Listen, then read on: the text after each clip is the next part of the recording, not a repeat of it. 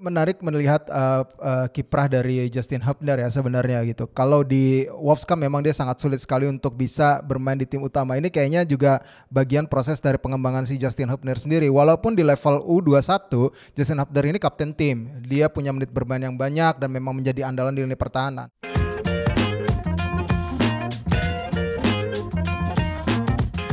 Welcome back to Discord, diskusi olahraga bareng Rais dan Esto Ernesto lagi kali ini. Halo. Kita sekarang masih ngebahas soal sepak bola nasional di Discord kali ini bersama Esto. Dan yang paling menarik, yang paling hangat sekarang adalah perpindahan salah satu pemain timnas Indonesia, Justin Hubner, ke Liga Jepang dari Premier League ke Liga Jepang. Sebenarnya gue pengen tanya dulu sama lo. Ini udah pasti ini statusnya pinjaman. Terus baru akan main, diperkirakan terregister debutnya itu pada 30 Maret ketika menghadapi Sonan Belmer. Kita belum tahu dia bakal debut langsung atau enggak. Tapi yang pasti kalau menurut lo, ini penurunan kasta enggak? Kalau ngomong penurunan kasta sih enggak ya. Karena sebenarnya beberapa pemain, bahkan nih nggak usah ngomong Jelik ya. Salah satu pemain LCS, Leon City Sailor di Liga Singapura itu umurnya 29 tahun. 27 tahun sampai umur 29 tahun dia bermain di Liga Singapura dari Liga Belgia, dan satu lagi yang baru dari Belanda. Pemain yang sempat bermain di timnas Belanda 2017, belum lama kan 2017, dan dia sudah main dan dia masih di bawah 30 tahun. Menurut saya faktor faktor kesempatan ketika di timnya juga tidak punya kesempatan ya, kenapa dia mematangkan diri seperti itu. Dan soal karir, menurut saya sepak bola sekarang kalau kita tahu bahwa semua orang bahkan pemain-pemain yang cukup aktif yang sebenarnya masih laku di Eropa ke Arab gitu loh. Maksud saya ya ini sebuah fenomena. Mungkin sepak bola makin merata, dan balik lagi ini sepak bola kan soal finansial gitu. Dan ini menurut saya sih seperti itu, dan menurut saya sih enggak. Kalau ada yang komen ya di IG kita gitu, ini rutenya udah jelas nih, Liga Premier League, Jepang, Thailand, Liga 1 gitu. Terus ada komentar bang ini, semoga gabung kakaknya ya di Borneo dengan kakak Wiljan Plim dan Stefano Lillipali gitu. Ada komentar gitu juga gitu. Menurut saya terlalu jauh lah, tapi netizen ya mau apa. Tapi begini, kalau menarik melihat kiprah dari Justin Hubner ya sebenarnya gitu. Kalau di Wolves kan memang dia sangat sulit sekali untuk bisa bermain di tim utama. Ini kayaknya juga bagian proses dari pengembangan si Justin Hubner sendiri. Walaupun di level U21 Justin Hubner ini kapten tim. Dia punya menit bermain yang banyak dan memang menjadi andalan di lini pertahanan. Tapi di tim utama sudah 2 kali masuk DSP di Premier League musim ini, dia masih belum bisa mendapatkan kesempatan. Sempat kemarin kita agak meninggikan gitu. Kalau dia ini udah pasti ke tim utama nih, terus tidak ada nomor punggungnya kan, ternyata dia beneran hengkang gitu loh. Ya kabarnya sempat ada ke JDT segala macam gitu. Tapi akhirnya pilihannya ke Cerezo Osaka. Ini yang menarik adalah gue sih ngelihatnya mungkin tawaran ini datang dari Cerezo. Lalu Gayung bersambut dengan baik. Ya gue nggak tahu ya maksud dari Cerezo apa untuk merekrut ataupun melirik Justin Hubner. Mungkin dari performa dia di Piala Asia kemarin ketika menghadapi Jepang, itu salah satunya. Selain itu, Jelik ini kan sedang meningkatkan pasar mereka. Market mereka tetap di Indonesia terutama, karena kan Indonesia ini adalah salah satu negara partner Jelik. Dan Cerezo Osaka sekarang kan setelah Patramarang kan gak ada pemain Indonesia nih. Ya gue juga ngelihatnya masih sebagian ini salah satu bagian dari marketing juga sebenarnya. Kalau gue ngelihatnya ke situ ya, salah satunya ya, terlepas dari kualitas teknik yang dimiliki oleh Justin Hubner nanti. Karena kita pun berharap ini bukan sebagai alat marketing sebenarnya, alat marketing saja gitu loh. Walaupun itu sah-sah saja bagi sebuah klub profesional, tapi kita pengennya kan tetap kualitas Justin Hubner bisa membuktikan itu bahwa dia menjadi pilihan utama seperti pemain-pemain dari Thailand. Consadole Sapporo punya Supanat, Urawaret punya Ekanitpanya. Supacok punya Ekanitpanya di Urawaret punya gitu. Ekanitpanya. Tapi kalau ngomong soal marketing gitu, Messi didatangkan PSG juga buat marketing juga. Betul. Gitu. Beberapa klub, Bruno Fernandes datang ke MU juga alasannya ada marketing juga gitu. Tapi kita lupakan hal-hal yang menurut saya sedikit merendahkan ya kalimat. Karena gini, kalau ngomong marketing sebenarnya bukan merendahkan, itu kan strategi bagi klub ya. Itu kan merendahkan ya gue. Tapi orang kalayak, netizen itu mengatakan bahwa itu seolah-olah itu sesuatu yang seperti itu gitu. Nah, balik lagi, mendatangkan Justin Hubner itu bukan hal yang tentunya bukan hal yang mudah bagi mereka. Ini pemainnya level bagus gitu dan menurut saya dia datang ke Cerezo bukan dengan status yang ya kita lihat dulu lah adaptasinya seperti apa. Karena dulu kita belajar dari Stefano Lillipali. Betul. Ketika Lillipali itu dari Belanda ke Consadole Sapporo, ternyata menit bermainnya masih kalah dengan Irfan Bahdim ketika di Consadole Sapporo. Artinya memang balik lagi ini pemain kan soal adaptasi segala macam. Tapi keyakinan saya adalah Justin Hubner ini adalah pemain yang mampu melakukan hal yang cepat. Buktinya ketika dia dengan timnas Indonesia di awal-awal memang sempat diragukan segala macam, tapi bahkan blunder. Iya, bahkan blunder ketika berjalannya tim dengan menyatu, dia cukup bagus bahkan menjadi harapan di Piala Asia kemarin. Artinya gini loh. Permainan dia menurut saya satu udah dipantau tentunya. Kedua Cerezo juga tidak main-main dengan mengambil pemain ini gitu, tidak asal karena tim ini sebenarnya bukan tim level elit ya, tapi juga bukan tim level bawah gitu, di tim-tim mediocre ke atas. Jadi mereka juga pengen punya pemain yang memang dibutuhkan mereka seperti itu. Iya gini, kalau bicara J-League ini sebenarnya kalau kita berbicara J-League ya secara keseluruhan, kalau klub-klub J-League ini tidak ada batasan merekrut pemain asing. Kalau bagi teman-teman yang belum tahu untuk musim ini gitu, itu sejak 2021. Jadi tidak ada batasan untuk pemain asing, tapi yang bisa masuk DSP itu hanya 5 pemain asing. Yes. Itu kecuali pemain dari negara yang berpartner dengan J-League. Contohnya salah satunya adalah Indonesia. Berarti Justin Hubner bisa tetap masuk ataupun peluangnya sangat besar sebenarnya untuk bermain menjadi starter masuk DSP tanpa menghabiskan kota pemain asing. Betul. Karena kota pemain asingnya 5. Dan yang menjadi catatan adalah di J-League ini pemain asing belum tentu akan menjadi pemain utama. Yes. Jadi belajar dari Tokyo Verdy ketika ada Pratama Arhan itu ada Matius Vidotto dan juga Byron Vasquez. Dua-duanya adalah pemain dari Amerika Latin ya. Satu Byron Vasquez ini sayap, dia pemain dari Chile, yang satu adalah Vidotto kiper. Kenapa yang dianggap pemain asing hanya Matius Vidotto, pemain dari timnas Brazil ini yang seperti timnas Brazil, karena memang Byron Vasquez sendiri statusnya homegrown. Karena dia dari 16 tahun sudah di Jepang bersekolah, dan itu orang Amerika Latin biasa bersekolah di Jepang, begitu juga orang Jepang biasa bersekolah di Amerika Latin. Beberapa pemain Jepang, salah satunya Kazumi Miura sempat main dan sekolah di Brazil gitu. Jadi menurut saya aturan-aturan ini cukup bagus. Satu lagi, di musim baru ini hanya satu tim yang sampai sekarang pemain asingnya cuma satu, yaitu Tokyo Verdy. Dia hanya punya Matius Vidotto. Sedangkan Cerezo sendiri salah satu-satunya pemain yang sampai ini tanggal 13 Maret itu status pemain asingnya, jumlah pemain asingnya mencapai 1, 2, 3, 4, 5, 6, 7, 8. Iya. 4 dari Brazil, 1 dari Belgia, 2 dari Korea Selatan dan 1 dari Indonesia atas nama Justin Hubner. Jadi artinya bebas melakukan itu, tetapi kita tahu bahwa di sana sering tidak memaksimalkan ya. Pemain lokal juga kualitasnya juga setara, bersaing gitu. Jadi artinya ini menurut saya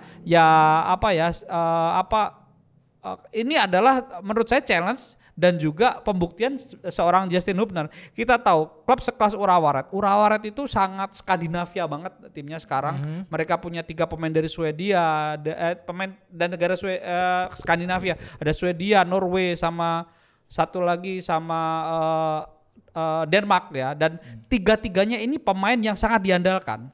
Tetapi pemain dari Thailand, Ekanipanya belum tentu dipasang juga. Gitu. Jadi tapi setidaknya Ekanipanya masih dapat menit bermain yang cukup. Betul. Masih menit bermain yang oke gitu loh. Sama seperti si Supacok Saracat di Consadole Sapporo, bahkan di laga terakhir kalau gue nggak salah sempat jadi starter. Main starter terus, ini memang masih menjadi andalan gitu ya, seperti ketika Canatip Songkrasin di Consadole Sapporo ya, ini memang menjadi salah satu andalan. Tapi yang pasti memang J-League ini bisa menjadi role model ketika dia tidak membatasi klub-klubnya untuk merekrut pemain asing, tapi dibatasi dalam hal DSP. Ini sebenarnya bisa dipelajari oleh klub-klub di Asia lainnya, terutama Indonesia ya, ketika mereka ingin berkompetisi di level antar klub Asia. Betul. Sebenarnya ini sudah dilakukan oleh JDT. JDT itu ketika mereka Jordan Tasim itu ketika mereka punya dua tim ya musim lalu ya. Jadi seolah-olah punya 2 tim. Yang satu tim untuk Asia, yang satu tim untuk kompetisi lokal. Jadi pemain-pemain lokal itu dimatangkan di lokal dan terbukti mereka tidak pernah kalah satu musim, mereka juara, mereka 9 kali juara, 10 kali terus juara, dan ini menurut saya cukup bagus. Walaupun sekarang kebijakan mereka berubah, mereka tidak jojoran seperti dulu. Itu satu. Kedua, kita tahu Thailand juga melakukan hal sama sebenarnya. Thailand itu sama dengan kita 5+1 kalau nggak salah, tapi ada tim yang punya 7 pemain asing. Nah, 2 ini kadang-kadang memang harus bersaing untuk masuk ke tim utama. Kadang-kadang dia dipinjamkan ke tim yang lain. Kita pernah tahu Irfan Bahdim waktu itu dari Chonburi dipinjamkan ke tim yang lain kan waktu itu, dan kebijakan itu menurut saya hal yang bagus gitu. Nah, tapi balik lagi, ini soal kesiapan finansial. Nah, dan ini yang paling penting, soal kesiapan finansial. Kalau Indonesia menerapkan itu, lawang bayar pemain asing. Ya enggak, maksudnya dibebasin kan, tetap dibebasin. Tapi kan lo mestinya bisa ngukur nih. Betul. Dengan pembatasan dan juga dibatasin dengan pemain asingnya itu yang masuk DSP itu cuma 5 gitu loh. Iya, ini benar. kan sebenarnya lebih menguntungkan sebenarnya bagi pemain lokal ya. Karena kan sekarang 5+1, otomatis semuanya masuk DSP. Bahkan main 6 pemain asing. Ini kan sebenarnya agak merugikan pemain lokal gitu. Atau gini, kalau di Indonesia gini, 5+1 tapi aturan main tetap kayak dulu 3+1 atau 4+1. Tapi memang balik lagi ya, kebijakan penambahan pemain asing kan juga katanya faktor peningkatan nilai jual dan lain sebagainya itu. Tapi balik lagi, merunut ke bawah, tim Indonesia masih tergantung pemain asing. Nah, itu yang menurut saya yang harus, pola pikir juga yang harus diubah. Thailand dan juga Jepang mulai mengikis itu sebenarnya, dan pemain asing itu bukan sesuatu yang wajib dimainkan. Sama ketika kita Liga 2. Klub Liga 2 beberapa pemain pakai pemain asing, tapi ternyata pemainnya nggak guna gitu. Contoh kemarin misalnya kita tahu Malut lawan Persiraja, walaupun Malut kalah, tapi walaupun Malut menang, tapi Persiraja ini tidak maksimalkan pemain asing mereka, karena pemain lokalnya cukup solid. Artinya kebijakan ini sebenarnya balik lagi ke klub. Federasi maupun operator membebaskan mereka, tapi klub mereview sendiri. Satu tentunya keuangan, kedua tentunya kebutuhan kan gitu. Dan itu menurut saya yang harus dilakukan. Jadi balik lagi, apapun dalam sebuah kompetisi, klub itu kan harus membangun dirinya sendiri. Iya, betul. Nah, itu yang paling penting sebenarnya, dan saya yakin Jepang dan juga terutama Jepang itu melakukan itu karena klubnya juga klubnya juga sudah settle maksudnya gitu. Klubnya itu juga sudah teruji ya. Dan kalau klub yang tidak mendapatkan lisensi, ini bukan lisensi abal-abal ya maksudnya, bukan sekedar formalitas doang gitu. Ya dia bakal di drop ke divisi bawah gitu. Bahkan dihilangkan.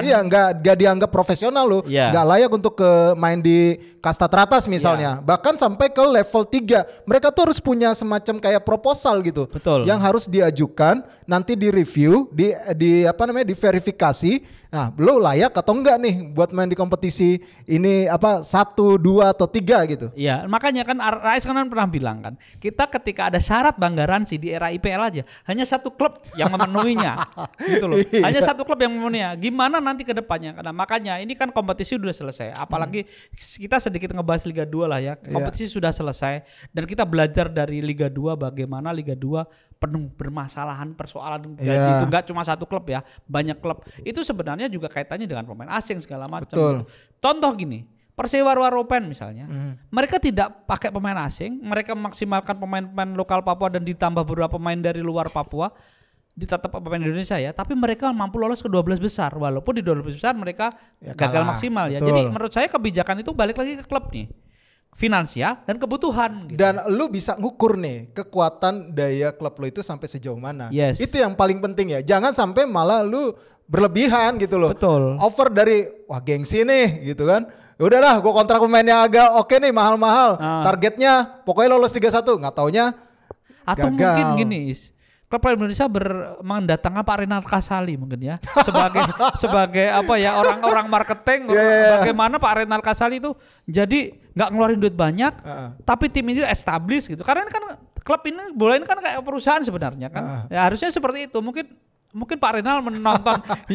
Karena kan Pak Renal udah pernah ke sepak bola nih, maksudnya beririsan lah ya, membantu gitu. PSSI waktu itu. Karena Peter Kenyan juga bukan orang bola gitu, tapi membangun MU, Chelsea juga segitu kerennya gitu. Jadi menurut saya butuh lah minimal cara membangun korporatnya klub inilah ya gitu. Iya, walaupun MU Chelsea sekarang lagi bapuk ya. Tapi secara korporat ya oke. Tapi dulu kan gitu. orang waktu dipegang orang itu keren. Ya oke. Nah kita ngomongin tadi ke tim Liga 2 tadi udah disinggung sama Estu sedikit. Bagaimana kita sudah tahu pasti ada PSBS Biak, kemudian ada Semen Padang dan juga Malut United yang lolos ke Liga 1 musim depan. Sebenarnya yang harus kita bahas adalah bagaimana plan mereka gitu ke depan agar bisa settle di Liga 1, jangan sekedar tumpang lewat. Karena PSBS Biak ketika sudah lolos ke Liga 1, manajernya sempat bilang kita butuh dana 50 miliar minimal.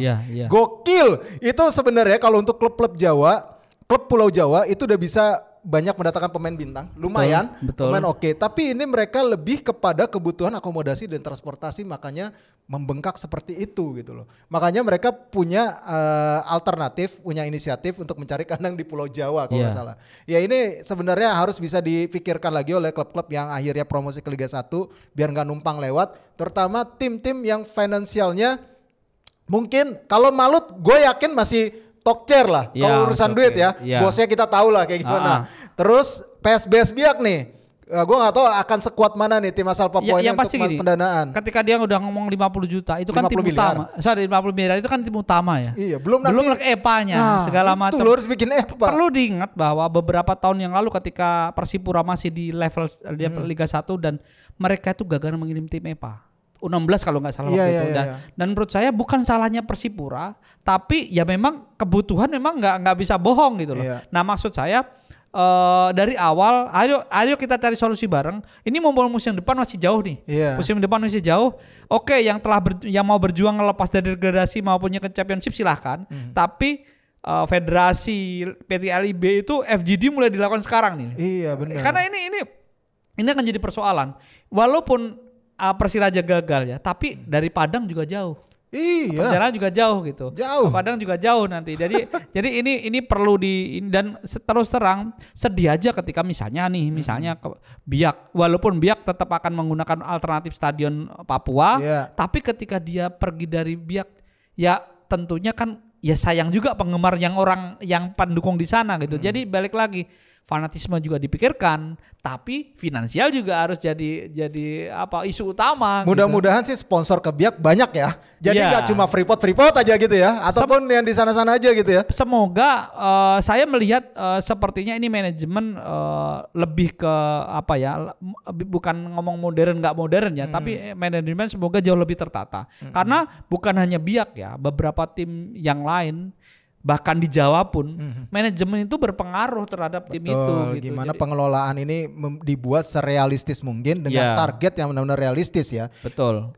Kalau menurut lo pemain yang bakal bertahan setidaknya di PSBS Biak siapa? Ya pasti Alexandro lah ya. Alexandro. Strikernya, kipernya Mari Londok. Beberapa pemain lokal kayak Nesol Alom dan yang muda-muda itu kemungkinan bertahan. Tapi kayak kalau yang naturalisasi itu Dutra, Fabiano, kemudian si Beto sih masih oke untuk super sub ya, tapi saya 3 orang itu sih, Beto, Fabiano sama Otavio aja yang kalau Mamado Hadibari nggak, sama Osas mungkin akan ke Liga 2 lagi ya. Ya, jadi kalau trio ini menurut saya masih oke. Otavio Dutra, Fabio Beltrami dan Beto Gonçalves ini oke, karena tiga-tiganya juga kita tahu mereka juga di timnya sebelumnya kan panutan ya. Bahkan kedua dari 3 ini pernah membela Persipura. Jadi udah akrab dengan Papua gitu loh. Ya mudah-mudahan yang terbaik untuk PSBS Biak, Semen Padang dan juga Malut United. Malut United kandang masih Stadion Madia ya?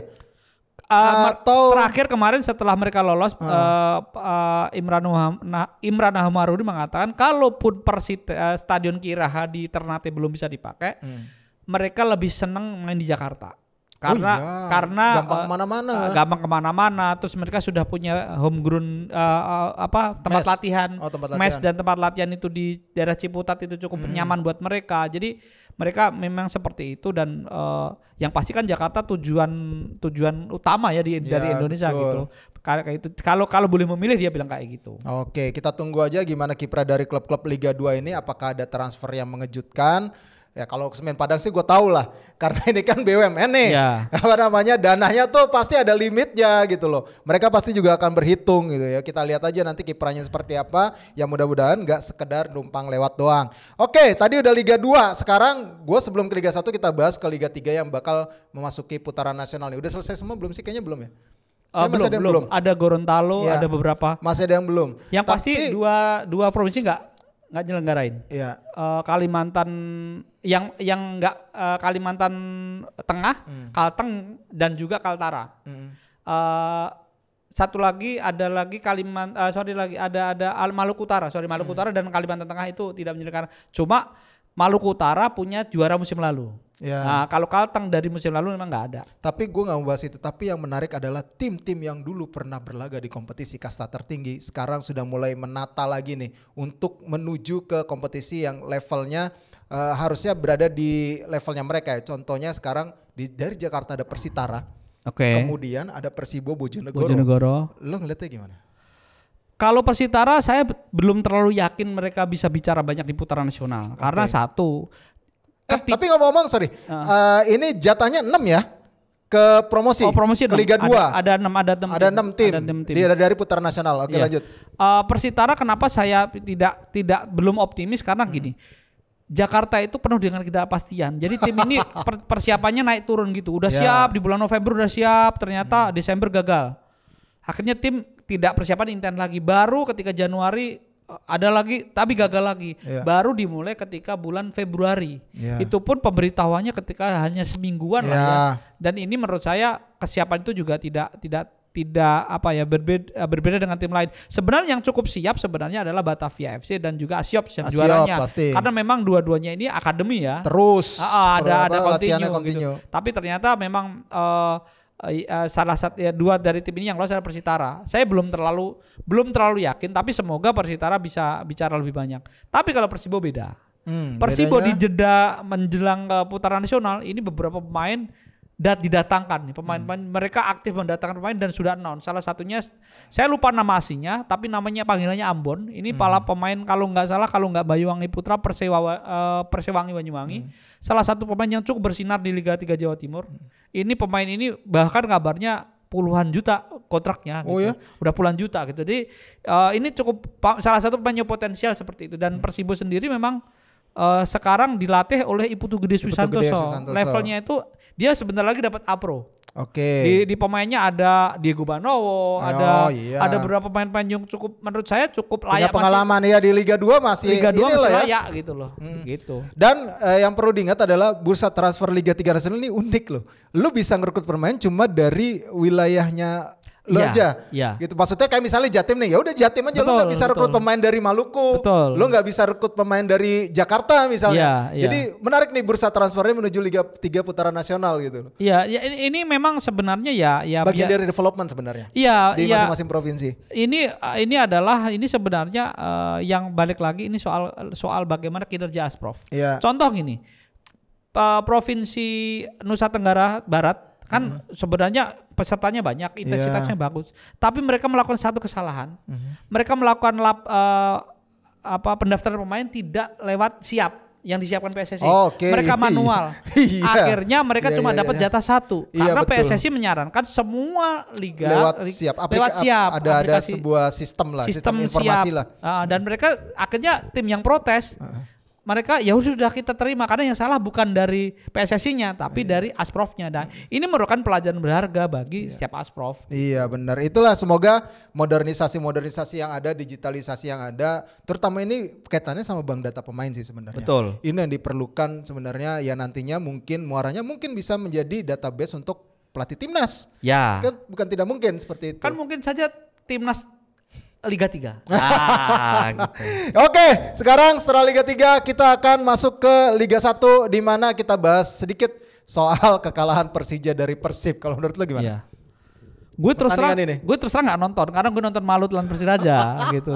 Gue nonton langsung itu. Tapi kalau lihat beberapa ini kan memang yang dibahas adalah Bojan Hodak ini memang cukup jeli ya, makin kesini makin bagus seperti itu. Terus Thomas Doll memang sedang dalam kegalauan yang luar biasa. Betul. Sekarang. Seperti kalau saya sih melihatnya seperti itu aja sih. Iya, kalau gue ngeliat gini, masih banyak banget kesalahan-kesalahan elementer yang dilakukan oleh lini pertahanan dari Persija Jakarta ya. Itu juga yang dikeluhkan sama Coach Thomas Doll, bagaimana dia sepanjang karirnya dia bilang, ini gue menangani sebuah tim yang paling banyak melakukan kesalahan. Pemainnya Iya. Pemainnya melakukan kesalahan. Jadi dia mungkin agak sedikit gundah juga kualitas dari pemain yang dia miliki. Tapi dia dituntut untuk bisa mengupgrade kualitas para pemain itu. Gitu. Ini bukan pekerjaan yang mudah ya. Sekelas Thomas Doll sekalipun yang kita tahu sudah pernah melatih Borussia Dortmund, mantan pemain timnas Jerman, mantan pemain Lazio. Ya gue rasa ini bukan tugas yang mudah bagi Persija. Sekarang mereka jadinya lebih realistis nih Persija. Betul. Justru bukan lagi menuju 4 besar. Yeah. Sekarang mereka realistis untuk tidak terdegradasi. Yeah. Dan itu memang yang paling realistis buat Persija saat ini. Melihat kondisi secara psikologis memang benar-benar jatuh Persija plus kalah kemarin. Yang mudah-mudahan bisa bounce back, bisa bangkit di sisa 6 ya. Dan 6 pertandingan sisa lah. Iya, itu pun harus bermain di luar Jakarta lagi. Iya, dan mereka bermain di luar Jakarta. Ini juga gue juga bingung ya. Jis kenapa nggak bisa dipakai ya?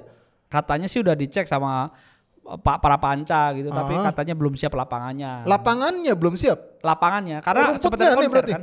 Oh iya, kemarin konser Ed Sheeran ya? Ed Sheeran. Oke ya. Tapi mudah-mudahan Persija bisa balik lagi ke Jakarta dan bisa mengais poin demi poin. Begitu juga Persib. Ini yang menarik. Persib adalah salah satu tim yang paling dekat dengan Borneo FC yang sudah dipastikan lolos ke Championship Series gitu loh. Menarik, Borneo FC kemarin menang comeback juga sama Persebaya. Ini kebiasaan Borneo nih. Jadi kebiasaan Borneo itu jangan bikin Borneo tim lawan itu lengah di menit terakhir. Walaupun gol kemenangan mereka dicetak bunuh diri, tapi tercipta di menit terakhir bahkan 90 plus. Iya. Ini menurut saya mentalitas yang dimiliki oleh Borneo ini cukup bagus. Tetapi sayangnya adalah ada kabar yang nggak enak. Viljan Pluim sampai akhir musim dipastikan tidak bisa membela Borneo. Kenapa itu Viljan Pluimnya? Karena cedera, dan kemarin cedera didapat di situ. Betul. Jadi ini tentu akan mengurangi kekuatan dari Borneo sendiri. Padahal Viljan Pluim udah mulai menyatu gitu. Iya, dan dia salah satu menjadi nyawa permainan juga selain Stefano Lillipali ya. Betul. Di tengah, dan memang punya peran penting juga sebenarnya untuk kedalaman squad dari Borneo FC, apalagi sudah memasuki fase Championship Series nih. Karena fase Championship Series ini akan sulit untuk ditebak. Betul. Dan pakai VAR. Pakai VAR ya. Dan pakai VAR. Dan juga ini bertemunya adalah 1 ketemu 3 atau 1 ketemu 4 ya, lupa gua. Ya, nanti kita kasih tahu ya keterangannya. Pokoknya ada di situ. Tapi yang pasti ini akan sangat krusial banget bagi Borneo FC karena sudah masuk Championship Series ini tidak seperti fase reguler. Memang gue sebenarnya agak-agak ini juga sih. Ada tricky nih. Agak tricky ya.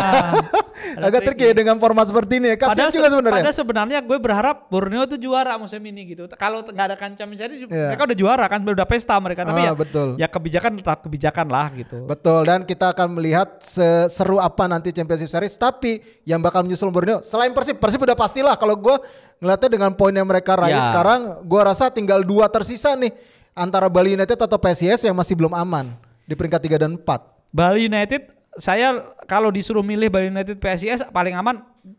Terlepas mereka 3 besar ya, Bali lebih aman dibanding PSIS. PSIS ini masih naik turun banget. Sedangkan Madura walaupun mengganggu tapi juga naik turun. Iya, benar. Di bawahnya lagi sebenarnya masih ada. Ada Persik. Iya, Persik Kediri. Ada terus Dewa. Terus tapi yang paling memungkinkan adalah Persik, Dewa, Persis Solo dan juga PSM ini poinnya masih di bawah 40. Iya, apalagi PSM kan masih dilanda masalah. Iya. Dewa United ya naik turun. Terus si satu lagi siapa? Persik Kediri udah mulai sedikit perlahan-perlahan lah. Komen di kandang sendiri kuat banget mereka. Ya. Komen di kandang sendiri. Kalau Persis Solo saya melihat ya masih kayak Dewa gitu. Ya hampir-hampir mirip lah performanya gitu. Naik turun gitu. Oke, itu tadi Liga 1. Sekarang kita langsung ke prediksi ke pekan 29. Tapi ada satu lagi Persis dan PSIS ya. Sorry. Ada satu laga yang ditunda. Ya, PSIS Semarang versus Persis. Oh, derby Jateng ya. Derby Jateng. PSIS Semarang versus Persis ini ditunda karena belum dapat izin. Oh, oke. Jadi ditunda. Tapi kita prediksi langsung aja cepat untuk laga-laga lainnya. Persita lawan Arema. Ini di kandang Persita imbang sih. Imbang ya. Oke, gua imbang juga deh. Karena emang nih Persita juga lagi fight juga untuk keluar dari zona degradasi. Arema malah justru makin jauh nih, luar biasa. Persebaya versus Madura United. Persebaya dong. Persebaya. Terus PSS Sleman versus Borneo FC. Stadion Manahan. Ini juga gue pegang PSS Sleman deh. Oh lu Sleman ya? Sleman Gue ya. Borneo. Masih Borneo. Borneo masih inilah akan kencang nih. PSIS Semarang versus Persis ditunda. Kemudian Persikabo versus Persib. Persib lah. Oke, Persib. Terus gue juga Persib. Barito Putra PSM Makassar. Barito Putra. Gua imbang. Terus Persija Persik Kediri di Dipta. Persija lah. Persija. Terus Bayangkara FC Dewa United di PTK. Bayangkara. Bayangkara sih ini. Bayangkara kayaknya bakal ngambil kemenangan di sini. Ras Nusantara Bali United. Imbang. Main di Bantul. Mainnya di Bantul, ini gue rasa Rans bakal raih kemenangan mereka setelah pacaklik kemenangan. Oke, itu dia tadi prediksi. Yang pasti kemarin prediksi lu 6, gue 3 doang. Oh iya ya. Wah, luar biasa. Tapi satu hal Is ya. Ini pesan buat teman-teman. Gue di DM gara-gara gue prediksi Persija. Gue beberapa di DM. Nih gue ngomong nih di tempat-tempat. Gue di DM beberapa orang yang kalimatnya agak nggak enak. Padahal kita ngomong prediksi. Apa salahnya saya ngomong prediksi gitu. Iya. Gitu. Itu lo Persija banget lo ya. Dikitin ya. Iya gitu ya. Sampai pilihan Pilpres ini pemilih Pilpres ini sampai gitu. Dan di DM ada yang Bang Sherlock Bang segala macam gitu. Iya, gue tantangin balik aja sih. Iya, buat teman-teman aja. Jadi kita ngomong prediksi, kita bukan siapa-siapa, lu belah dada gue pendukung timnas. Gitu. Tapi yang pasti kalau buat scorer yang pada pengen ikut prediksi juga mau komen juga silakan sampaikan di kolom komentar kami prediksi lo, pendapat lo soal terkait dengan Justin Hubner mungkin atau pemain-pemain lainnya yang abroad itu ya kita diskusi secara hangat di kolom komentarnya di YouTube-nya Skor Indonesia. Oke, demikianlah pembahasan di Discord episode kali ini. Jangan lupa untuk follow seluruh akun sosial medianya Skor Indonesia baik itu di X, Instagram, TikTok, dan juga jangan lupa subscribe di YouTube-nya Skor Indonesia dan kita ada di Noise. Dan buat teman-teman yang pengen baca semua, terutama sepak bola nasional, skor.id itu tempatnya. Oke, dengan demikian gue Resatnan, Resto, pamit.